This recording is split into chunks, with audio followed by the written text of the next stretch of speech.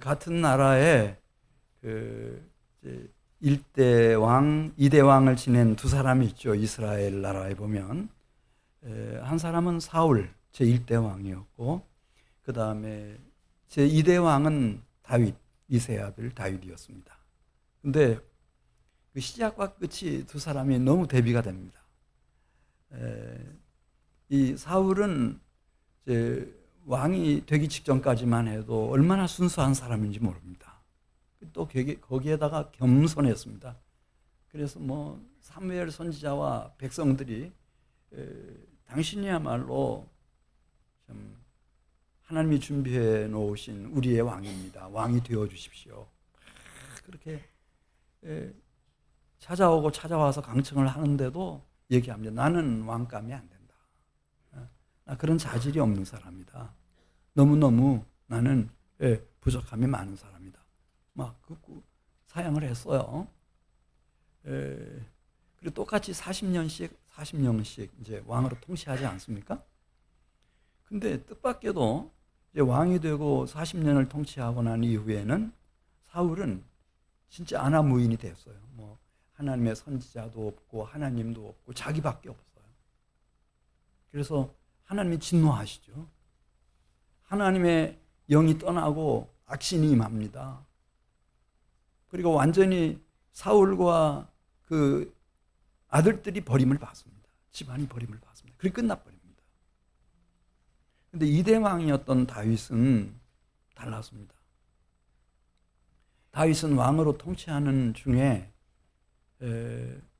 이 시편 우리가 지금 쭉 보고 있는데, 오늘도 시편 보고 있죠. 7편의 참회록에 참회 시편이 나오는데 정말 피눈물을 흘릴 일을 저질렀습니다. 자기 휘하에 정말 충신이었던 우리아의 아내를 빼앗아온 겁니다. 자기 아내를 삼았습니다.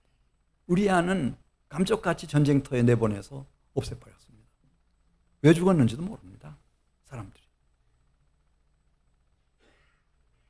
그런데 이 성경에는 하나님은 누구의 하나님이신가? 사울의 하나님이 아니시고, 사울은 심판해버리셨고, 다윗의 하나님, 하나님의 사람 다윗, 그리고 그 자손을 통해서 하나님이 크고 놀라운 역사를 전개해 나가십니다. 왜 그럴까? 우리가 그 마지막에 보면 이 다윗은 이제 사무엘하 열왕기상 1장 가서 보면은 죽기 직전입니다. 이제 죽는 날이 가까워오고 있었을 때 신하들이 보니까 너무 측은해요. 다윗이 이 신하들이 다 알아요. 어떤 사람인지 다 압니다. 고대 왕들이 그랬지만은, 그래서 신하들끼리 이제 회의가 소집이 됐겠죠. 그리고 전 이스라엘 중에서 가장 미모가 뛰어나고 매력이 있는 수넴 여자 아비삭이라고 하는 여인을 찾아내가지고 이제 다윗이 이 잠자리에 들 때 잠자리 시중을 들도록 그렇게 다윗에게 강청해가지고 이제 이 수넴 여자 아비삭을 들여보냅니다. 그런데 다윗은 달라졌습니다. 이 아비삭을 자기 잠자리에 들어오지 못하게 합니다. 죽을 때까지.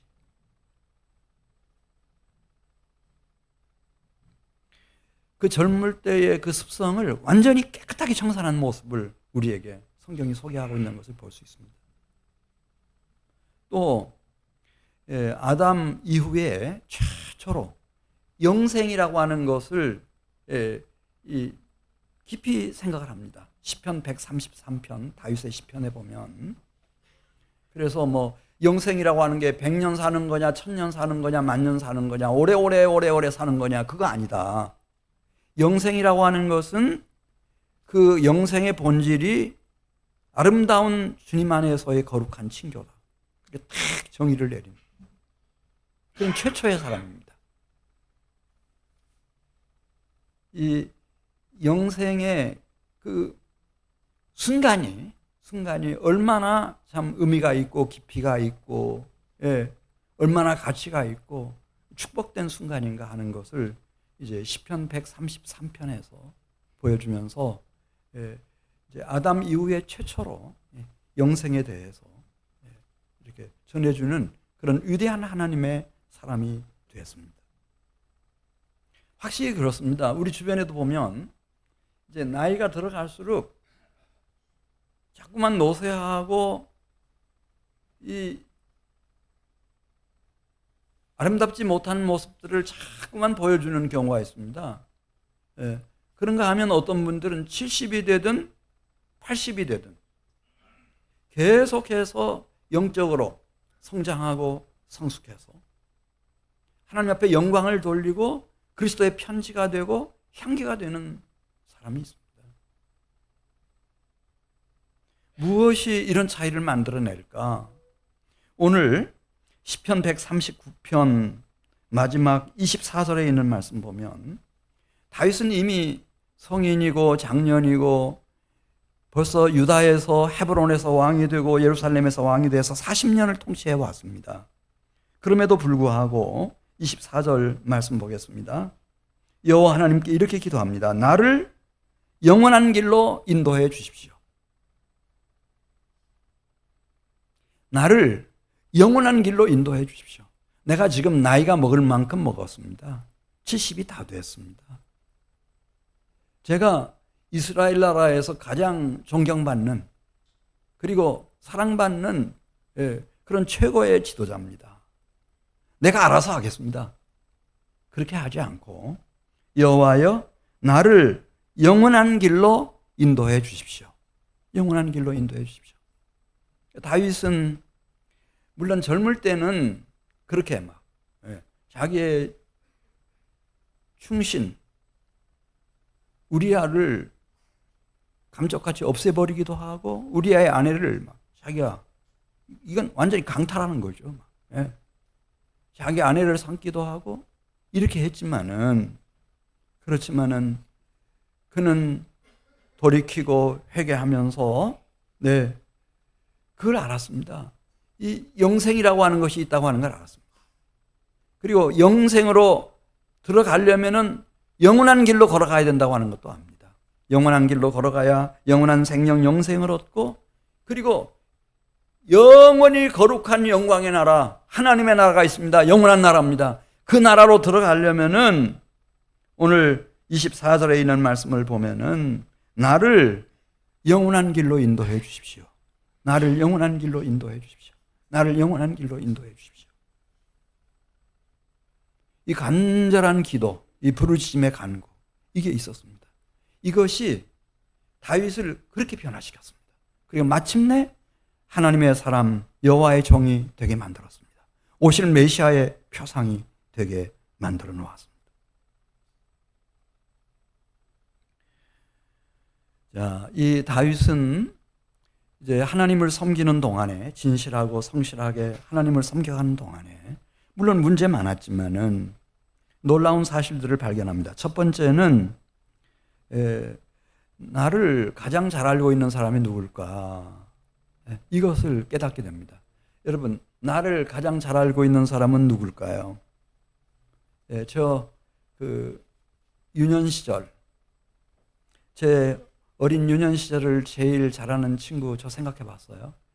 전용인의 유년 시절이 어떻게 되냐? 누가 궁금한 분이 계시면은 윤향식이라고 하는 사람을 찾아가 보십시오.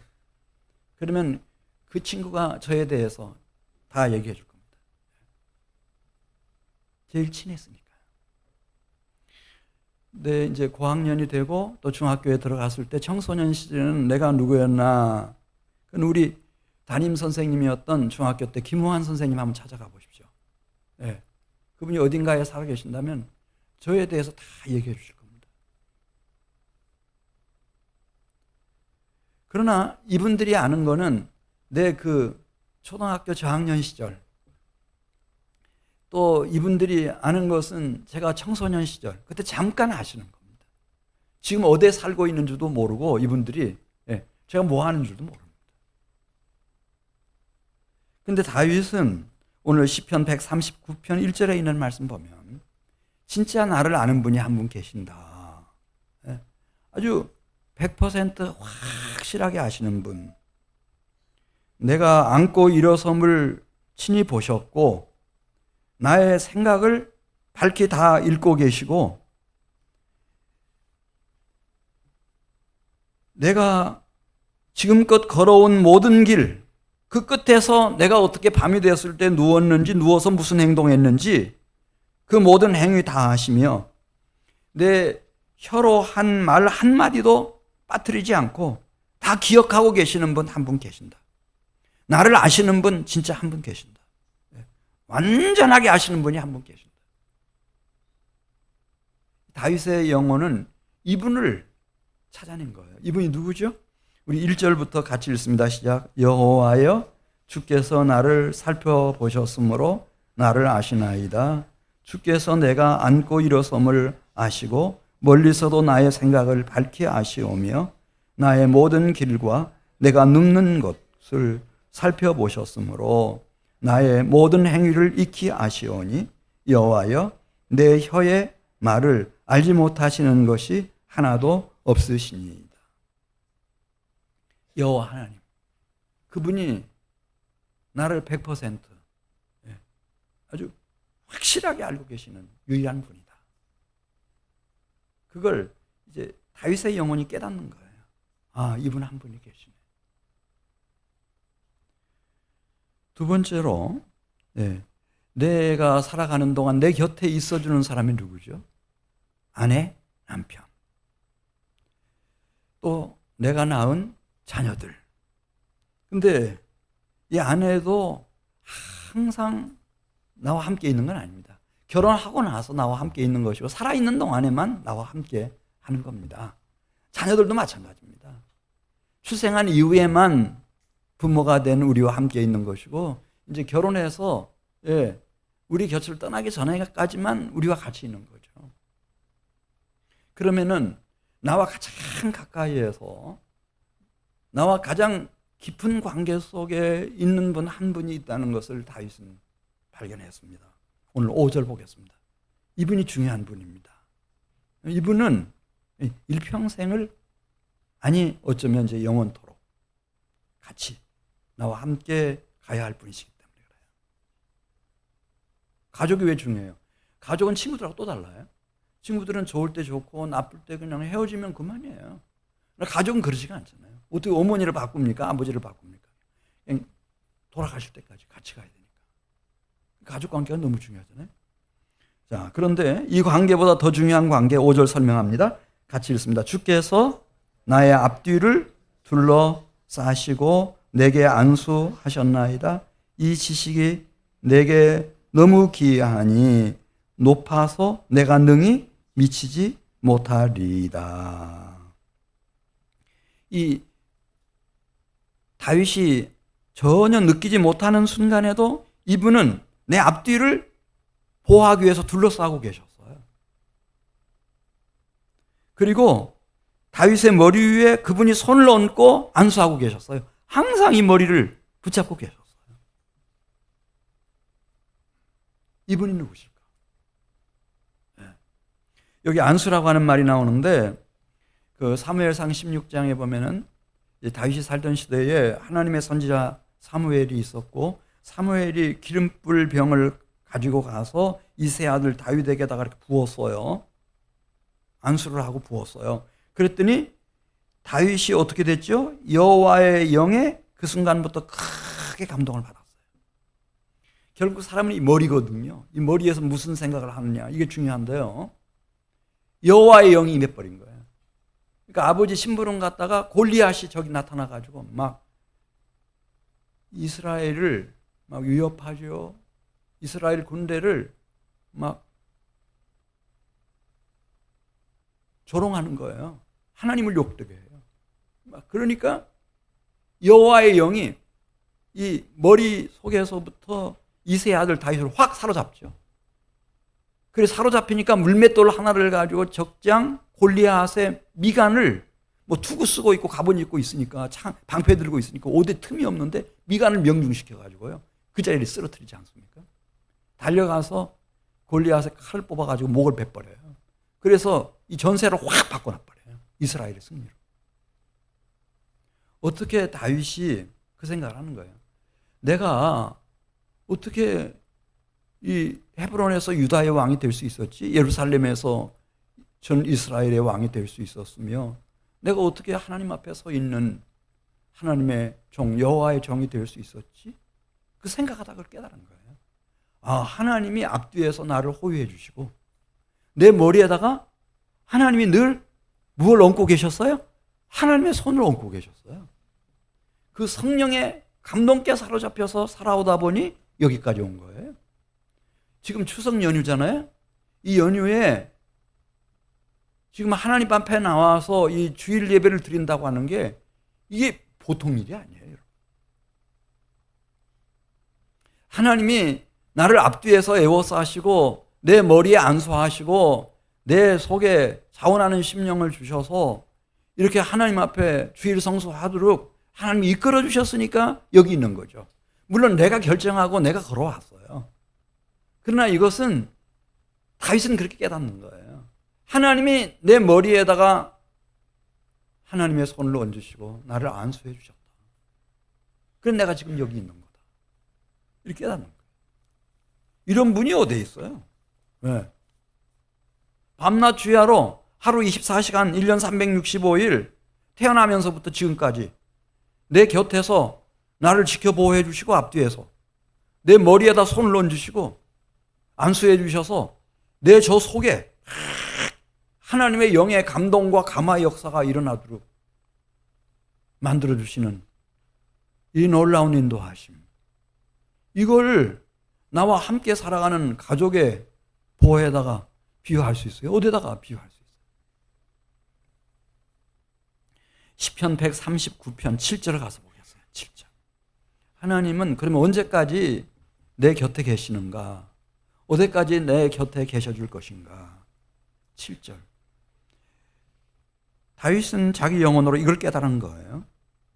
아, 나는 하나님을 떠날 수 없다. 이렇게 7절 같이 읽어요. 내가 주의 영을 떠나 어디로 가며 주의 앞에서 어디로 피하리이까.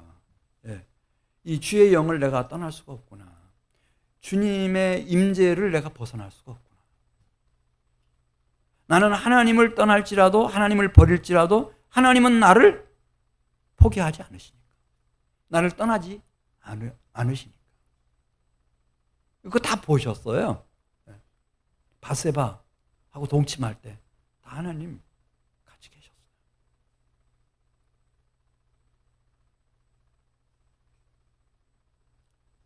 우리야 감쪽같이 전쟁, 가장 치열한 전쟁 복판에 내보내서 죽게 할 때도 하나님 그때 계셨어요. 다윗 곁에 계셨어요. 안수하고 계셨어요. 그 얘기 쓰는 거예요. 계속 보겠어요. 내가 도망칩니다. 어디로 도망치나? 하늘로 도망쳐요. 하늘에 올라갈지라도 하나님은 거기 계시며 내가 극단적인 선택을 해서 목숨을 끊어버렸어요.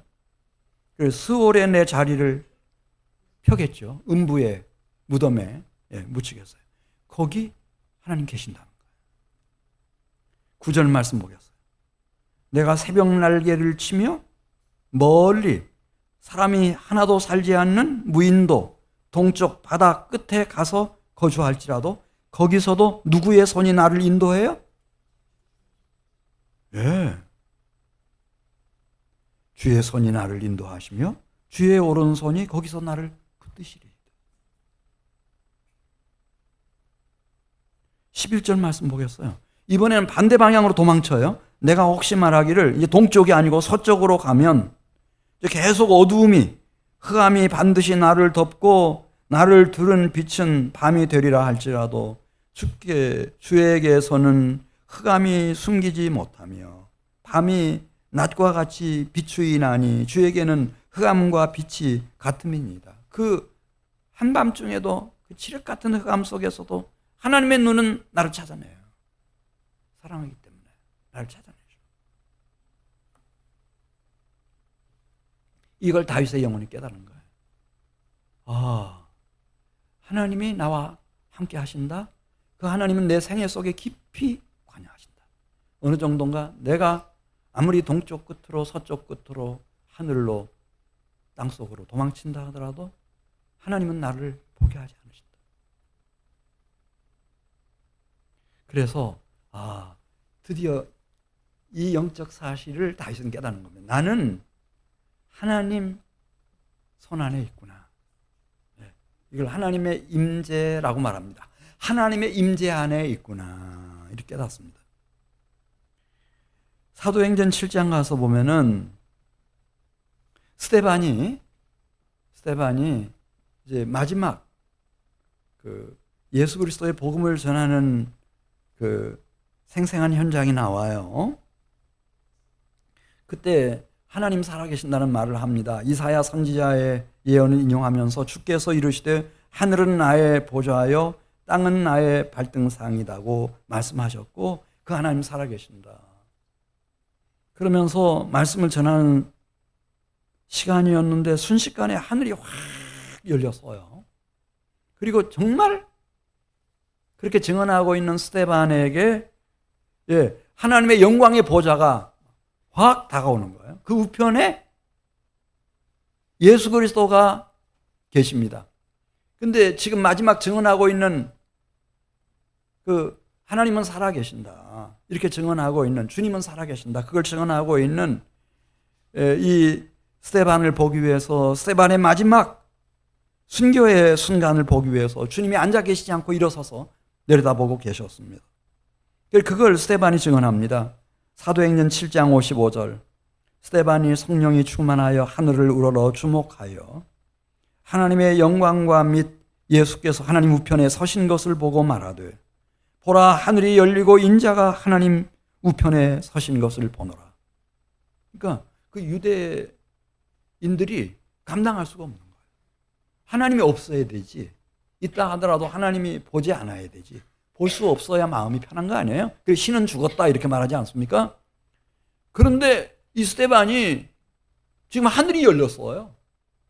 하나님의 영광의 보좌에 대하여 보좌 우편에 앉아 계신 자기들이 잡아서 자기들의 손으로 십자가에 못 박아 죽인 그리스도 예수의 하늘과 땅의 모든 권세를 가지고 계신 만왕의 왕이심을 증거할 때 이들이 견딜 수가 없죠. 끌어내요. 성 밖으로 끌어내서 돌로 쳐 죽이잖아요. 쳐 죽일 때였습니다. 그때 주님이 함께 하니까 스데반과 함께 하니까 어쩌면 그 마지막 순간이 예수 그리스도의 마지막 순간하고 그렇게도 비슷할 수가 있어요. 예수님도 돌아가실 때 자기의 영혼을 부탁하죠. 근데 스데반도 똑같이 주 예수여 내 영혼을 당신 손에 부탁합니다. 예수님도 마지막 십자가에서 돌아가시면서 자기를 잡아서 정죄하고 십자가에 못 박아 죽이는 사람들을 위해서 기도해요. 이들의 죄를 용서해 달라고. 이들이 몰라서 이렇게 무지막지한 죄를 짓는 거라고. 용서해 달라고. 스데반이 자기를 돌로 쳐 죽이는 사람들을 위해서 자기 영혼을 부탁한 후 막 돌멩이가 쌓이니까 그게 무덤인 줄 알았어요. 근데 뭐가 좀 움직이는 것 같으니 막 돌멩이들이 흘러내리면서 벌떡 일어나더니 절규가 하나님 앞에 올려져요. 주 예수여 이 죄를 저들에게 돌리지 말아주십시오. 그 중에 누가 있었는가 하면 이방의 훗날 사도가 됐던 청년 사울이 있었거든요. 사울이 평생 그 순간을 잊지 못할 거예요. 푹 쓰러졌는데 이게 순교였어요. 마지막 순교. 그러니까 하나님의 영이 예수님을 이끈 것처럼 똑같이 그 성령이 스데반을 이끌었다고 하는 것을 우리에게 보여주고 있습니다. 그리고 이 다윗의 영혼은 내 몸을 누가 지었는지, 내 영혼을 누가 창조하고 계시는지 이걸 알았습니다. 내 몸이 어떻게 여기 있게 됐습니까? 아마 우리는 어머니, 아버지가 계셔서 그 정자와 난자가 수정란을 이루고 나한테 DNA 50%씩 줬다. 그 어머니, 아버지는 또 그 할머니, 할아버지가 계셨고 이쪽에도 외할머니, 외할아버지가 계셨고 이렇게 생각하지 않습니까? 그런데 시편 139편 13절을 보면 다윗은 더 깊은 데까지. 그러면은 그 증조 할머니, 증조 할아버지, 고조 할머니, 고조 할아버지, 그 다음에 아담은 어떻게 된 거냐? 그렇게 묻는 겁니다. 그러면서 13절에 우리 13절 같이 읽어요. 주께서 내 내장을 지으시며 나의 모태에서 나를 만드셨나이다. 내가 주께 감사하옴은 나를 지으심이 심히 기묘하심이라. 그렇잖아요? 똑같이 정자와 난자가 만났어요. 그 수정란이에요. 근데 80억이 넘어요. 이 80억이 넘는 사람들이 어떤 사람은 남성, 어떤 사람은 여성. 네. 그리고 생기는 얼굴이며 목소리며 성향이, 지능이 다 달라요. 하나도 같은 사람이 없어요. 내가 태어날 때 뭐 누구하고 상의 한 바도 없고 어머니 아버지도 마찬가지예요. 우리 양 목사님이 셋째 날 때 제가 물어봤어요. 목사님, 아들이면 좋을까요? 딸이면 좋을까요? 딸이면 좋겠다. 그렇게 말했어요. 근데 자기 아버지 허락도 없이 그냥 아들이 쑥 나와버렸어요. 삼형제의 아버지가 됐잖아요. 얼마나 보기 좋아요. 최고 부자죠. 우리 교회에서. 지금 그 얘기 쓰고 있는 거예요. 예. 다시 한번 우리 14절 말씀 봅니다. 내가 주께 감사하옴은 나를 지으심이 심히 기묘하심이라. 주께서 하시는 일이 기이함을 내 영혼이 잘 아나이다. 내가 은밀한 데서 지음을 받고 땅의 깊은 곳에서 기이하게 지음을 받은 때에 나의 형체가 주의 앞에 숨겨지지 못하였나이다. 지금 이 지으심에 대한 얘기는 무슨 뭐 부모가 조상들이 오늘 나를 이렇게 있게 해주었다 그 뜻이 아니고, 첫 번째 조상이었던 아담이 아직 땅속에 있을 때, 흙이었을 때 얘기하는 거예요. 그 땅속 깊은 곳에서 내가 아직 이 아담이 만들어지기도 전에 나의 형체를 하나님이 보셨다는 거예요. 나의 형체가 주의 앞에 숨겨지지 못하였나이다. 나의 형체라고 하는 이 프레임이라고 하는 뜻은 내 키가 얼마고 골격이 어떻게 되고 피부 색깔이 어떻게 되고 이거 남성인지 여성인지 이거 다 알고 계셨다는 거예요. 그분이. 계속 보겠어요. 16절 나의 형체가 주의 앞에 숨겨지지 못하였나이다. 15절 그렇게 끝내고 16절입니다. 내 형질이 이루어지기 전에 주의 눈이 보셨으며, 근데 형질이라고 하는 것은 그 사람이 몸만 있는 게 아니고 그 안에 정신세계가 있어요. 양심도 있고 심령도 있고 영혼도 있고 다 있어요. 이게 형질이에요. 형질. 그것이 이루어지기 전에 주의 눈이 다 보셨다는 거예요. 그래가지고 주님의 설계하시는 그 설계책에다가 기록을 했는데요. 다 기록했다는 거예요. 그러니까 내가 탄생하기까지 참 기이한 경로를 거쳐왔는데 내 이 하드웨어인 몸뚱이, 소프트웨어인 이 내면 세계까지 하나님이 다 설계하셨다는 거예요. 설계하셨다. 거기까지 이제 이 다윗이 들어가는 겁니다. 다윗의 영혼이 그것까지 느껴요. 하나님은 내 생애 속에 어디까지 관여하셨냐? 이거 얘기하는 거죠. 내 부모, 내 조상들, 아담 그 이전에 흙 속에서부터 벌써 이미 하나님은 나의 프레임에 대하여 그리고 나의 서브스탄스에 대해서 그분은 다 이 설계도면을 가지고 그 설계도면책에다가 다 써놓으셨다는 거예요. 그림도 그려놓고 설명도 다 붙여놓고.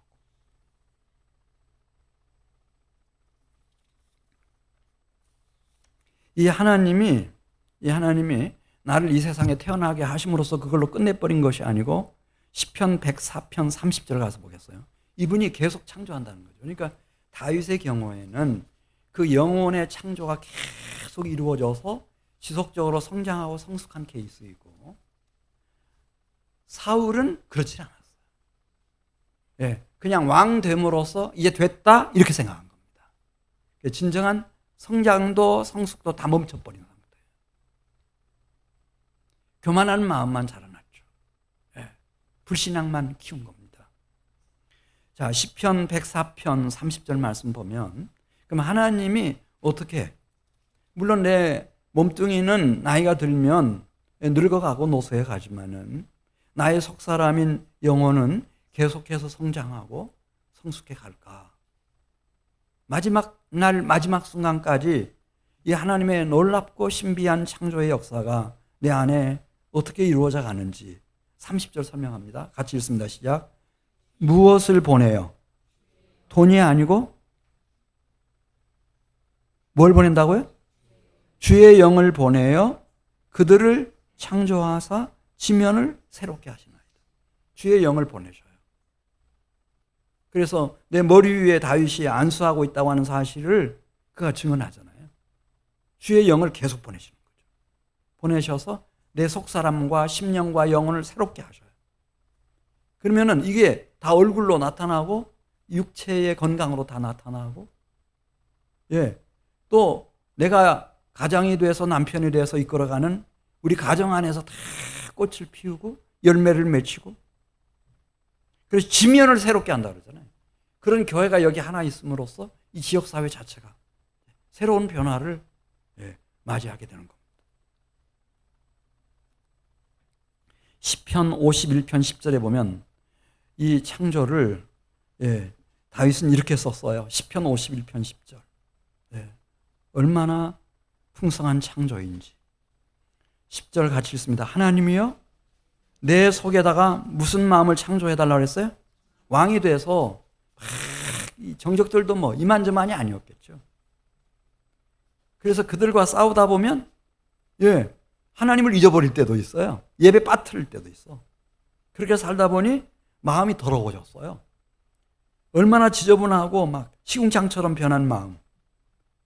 그 내 속에 있는 나의 마음을 정하게 하셔요.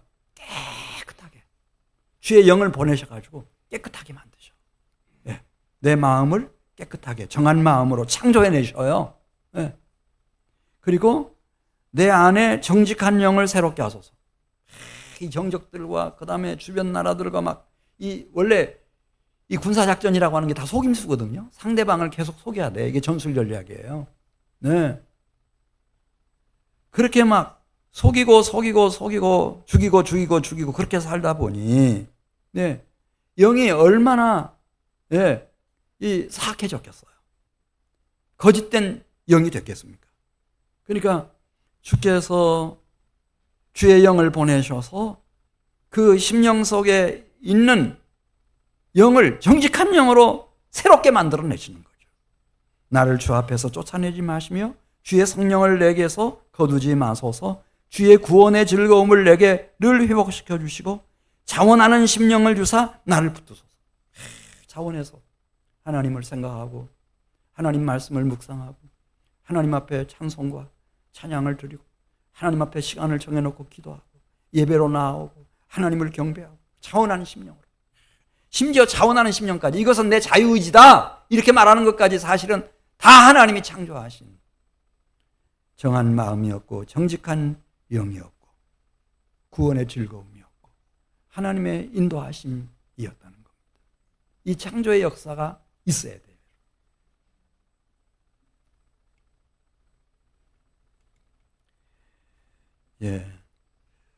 내가 어떻게 나 자신의 한계, 연약함, 부족함, 나의 실수,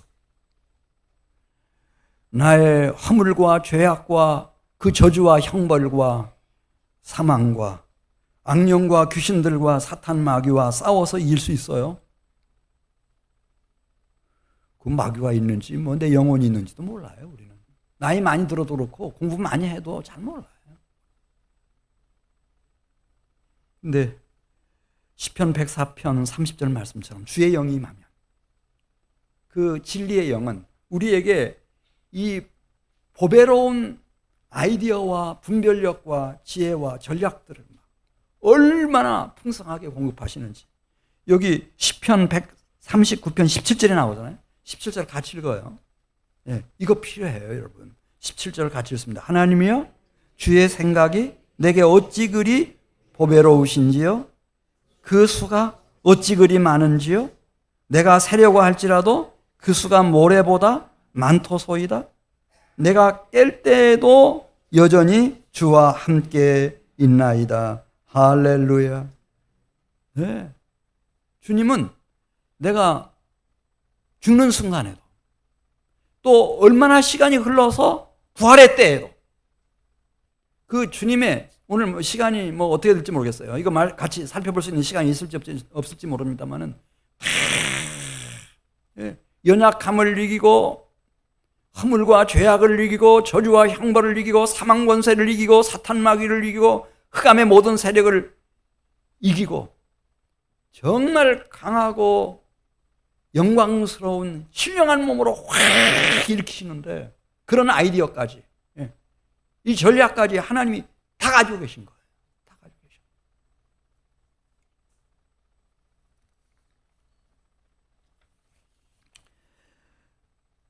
거예요. 자, 우리 시간 관계상 시편 139편 23절로 가서 보겠어요. 23절.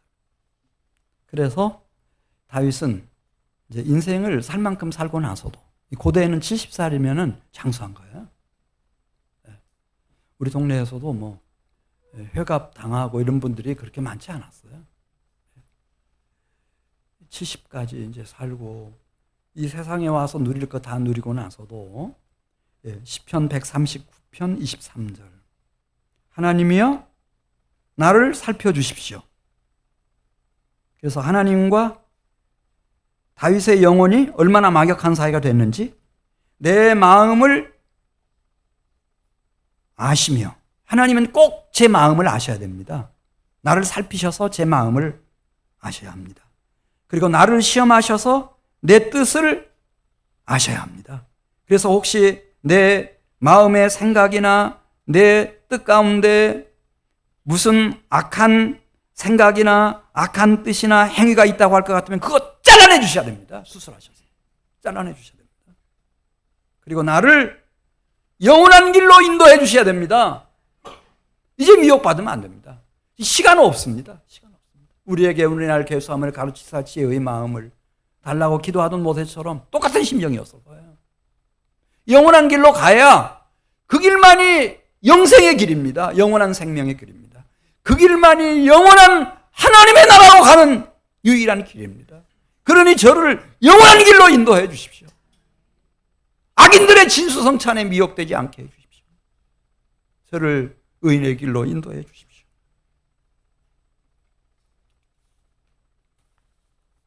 그래 우리는 이제 말씀드린 것처럼 이렇게 다윗이 최초로 인류 사상 최초로 영생이라고 하는 것에 대한 감각, 그다음에 그 개념, 그 순간적인 영생의 의미, 가치 이걸 제대로 깨우친 사람은 집에 가셔서 시간 나시면 시편 134편 읽어보시면 다 나옵니다. 깨달았던 사람이고 그다음에 마지막에는 자신의 약점을 다 극복한 사람이고 여호와의 종이 됐고 하나님의 사람이 됐고 오실 메시아의 표상이 됐습니다. 뿐만 아니라 제가 드리고 싶은 얘기는 이 다윗의 기도 이게 응답이 되는데 자기 자손 가운데서 1000년 후에 응답이 되는 겁니다. 기도가 참 중요합니다. 다윗의 기도. 제가 이번에 총회에 갈 때 기도했습니다. 총회 막상 딱 가가지고 총회에서 이번에 처리할 수 있는 안건이 많지 않았어요. 그러면 강원도 정선 사부까지 막 가가지고 막 내가 운전도 잘 못하는데 이제 누군가의 차를 타고 이제 갔다가 거기서 그 소중한 월, 화, 수 이렇게 시간을 보내고 오는데 너무 아까워서 하나님 제가요 이제 가는데 총회장에 가는데 안건은 뭐 별게 없네요. 근데 오고 가는 시간이 너무 아까워요. 그러니 저와 같이 동승한 목사님들 그분들과 함께 부흥회 할 수 있게 해주세요. 그렇게 했어요. 하나님 꼭 부흥회하게 해주세요. 가지고 저 선배 한 분이 계셨고 그다음에 제 후배 한 분이 계셨어요. 제가 목회를 몇 년 했는데 그걸 못 하겠어요? 충분히 이제 그 선배님을 부흥사로 이제 진짜 이렇게 그런 말 안 하지만은 그러니까 다 얘기하신 거예요. 사실 나는 이런 얘기 막 설교 시간 해도 되는지 모르겠는데 설교할 재료가 없으니 어떻게 해요? 해야지. 그 정실 아버지가 그 고향에 황소를 8마리 탄 고기 좋으신 지금 여기 안수집사님도 계시고 하는데 8마리를 탄 백마지기 농사를 짓는 할아버지가 그런 좋은 집에서 태어났는데 그때는 아이를 많이 낳아야 된다 그래가지고 이제 또 다른 여자한테서 나는 아이가 자기랍니다. 그래서 이제 그 얘기부터 시작해가지고 쫙 돌아올 때까지 막 끊임없이 얘기를 하시는데 그분을 제가 만난 지가 지금 36년, 40년 다 돼가거든요. 근데 그때 얻은 것보다 이번 3일간 이분을 더 많이 알았어요. 그리고 은혜를 더 많이 받았어요. 이런 부흥이 없어요. 야, 하나님 살아계시구나. 야, 하나님이 창조하시는구나. 놀라운 창조다, 하나님의. 계속 성장했으니까, 계속. 또 후배 한 분도 한 번도 그런 얘기를 안 해봤다는 거예요, 지금까지. 누구한테도. 형제한테도 그런 말을, 깊은 말을 못 했는데, 이분이 막 강사가 돼가지고 차 안에서 막 얼마나 시간이 길어요. 막 또 숙소에서 딱 갇혀가지고. 그 산골에 가 있으니까 막 하는데. 그래, 우리 성도 여러분들이 좀 기도해 주세요. 기도하면요, 하나님 일하셔요. 지금 추석 연휴 보내는데요, 이 3일 동안 그냥 보낼 수도 있어요. 그냥 가서 고향 방문하고 뭐 친지들 만나고 뭐 부모님 찾아뵙고 그냥 올 수도 있지만은 만일 다윗처럼 기도하는 거죠. 오늘 23절 말씀, 하나님이여 나를 살피셔서 내 마음을 알아주셔야 됩니다. 나를 시험하셔서 내 뜻을 알아주셔야 됩니다. 그래서 내게 무슨 악한 행위가 있다고 할 것 같으면 그건 잘라내버리시고 나를 영원한 길로, 영원한 생명의 길로, 영원한 하나님 나라의 우리의 본향집으로 인도해 주십시오. 이 기도를 딱 적어놨더니 1000년 만에 딱 온 거예요. 진짜 이분이 누구예요? 나의 마음이 아버지 하나님 마음에 꼭 들게 산 사람이 하나 나왔어요. 자기의 뜻이 하늘아버지의 뜻에 100% 정확하게 부합하는 사람이 하나 나왔어요. 오직 영원한 길로 걸어가신 분이 한 분 오셨어요. 그래서 그분이 말씀하셨어요. 나와 아버지는 하나다. 그게 뭐 성부, 성자 구별이 없다는 뜻이 아니고요. 성부 하나님 계시고 성자이신 당신이 있지만은 나의 마음과 나의 뜻은 아버지의 마음과 아버지의 뜻과 하나라는 거예요. 내가 아버지 안에 있고 아버지가 내 안에 계신다. 그래서 내가 지금 하는 말은 아버지께서 뜻하신 바요 아버지가 생각하는 아버지 마음으로 아버지께서 하시는 말씀이라고 너희가 받아들여라.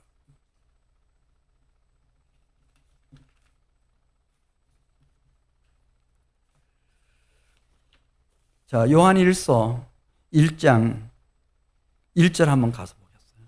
여기서 이제 그 영생이라고 하는 다윗이 그리스도가 오시기 1000년 전에 시편 133편에서 형제가 연합하여 동거함이 어찌 그리 선하고 아름다운고, 그러면서 거기서 복을 축복을 명하셨나니 영생이로다. 이 사귐, 깊은 거룩한 깊은 사랑의 사귐 교제, 그걸 말했는데 요한일서 1장 1절부터 한번 같이 보겠어요. 똑같은 말씀이에요. 자, 지금 영생에 대해서 지금 설명하고 있어요. 사도 요한이 이제 1000년 후에 똑같습니다. 자, 태초부터 있는 생명의 말씀에 관하여는 우리가 들은 바요, 눈으로 본 바요, 자세히 보고 우리 손으로 만진 바라. 이분은 그 본질이 생명의 말씀이에요. 태초의 말씀이 계시니라. 말씀이 육신이 되어 우리 가운데 오신 그 생명의 말씀, 그분이세요. 생명의 말씀. 계속 보겠습니다. 이 생명이 나타내신 바 된지라. 이 영원한 생명을 우리가 보았고 증언하여 너희에게 전하노니 이는 아버지와 함께 계시다가 우리에게 나타내신 바 된 이시니라. 우리가 보고 들은 바를 너희에게 전함은 너희로 사도인 우리 요한을 포함해서 우리와 사귐이 있게 하려 함이니 우리의 사귐은 나아가서 아버지와의 사귐이고 그의 아들 예수 그리스도와 더불어 누리는 사귐이다. 어쩌면 그렇게 해요. 천년 전에 다윗이 증언했던 영생과 시편 133편에 나오는, 그 다음에 천년 후에 사도 요한이 생명의 말씀, 영원한 생명이신 그분이 오셔서 이루실 영생을, 그 본질을 정확하게 증언했는지 놀랍습니다. 우리가 나를 영원한 길로 인도해 주십시오. 이렇게 간절히 기도하면 주님이 나에게 영원한 생명을 주시고 영원한 하나님 나라의 기업으로 우리를 이끌어 들이시는데, 그 가장 아름다운 길에서, 그 주님의 길에서, 그 생명의 길에서, 그 평강의 길에서 우리가 누릴 신령한 기쁨은, 이건 형언할 길이 없습니다. 진짜 형언할 길이 없습니다. 그러니까 여러분 아시지 않습니까? 도저히 끊지 못하던 담배를 단박에 끊어버립니다. 못된 습관, 알코올 중독자가 막 알코올 중독을 청산하고 나오고, 마약 중독자가 막 그거 딱 잘라버리고 주의 종이 되고, 우리가 영원한 길로 들어서면 주님의 창조가 이루어집니다. 내 심령과 영혼에 대하여 하늘에 속한 자의 형상으로 날마다 새롭게 빚어가시는, 하늘에 속한 자의 형상으로, 주님의 형상으로, 하나님의 형상으로 빚어가시는 놀라운 역사가 일어납니다. 이 사귐, 그래서 이것을 위에서 기도해주는 성도들과의 사귐, 그리스도 예수와의 사귐, 하늘 아버지와의 사귐, 하늘 아버지께서 나에게 늘 부어주시는 성령님과의 사귐, 이 사귐은 이 세상의 향락과는 비교할 수 없는 겁니다. 정말 신령하고 놀라운 기쁨입니다. 우리 사랑하는 성도 여러분들이 고향 방문하실 때, 또 가족들, 일가 친지들 만나고 친구들 만날 때 여러분 기도해 주세요. 첫 번째, 하나님, 나의 영혼을 영원한 길로 인도해 주십시오. 영원한 생명의 길로, 영원한 하나님 나라로 인도해 주세요. 그 기도하고, 두 번째는 주님이 맡겨주신 이 사랑하는 가족들, 사랑하는 사람들의 영혼도 주님이 기억하셔서 이들도 저와 함께 영원한 길로, 영원한 생명의 길로, 영원한 하나님 나라의 영광의 길로 나아갈 수 있게 해주세요. 기도해 주세요. 제가 고등학교 1학년 때 추석날 고향 갔죠.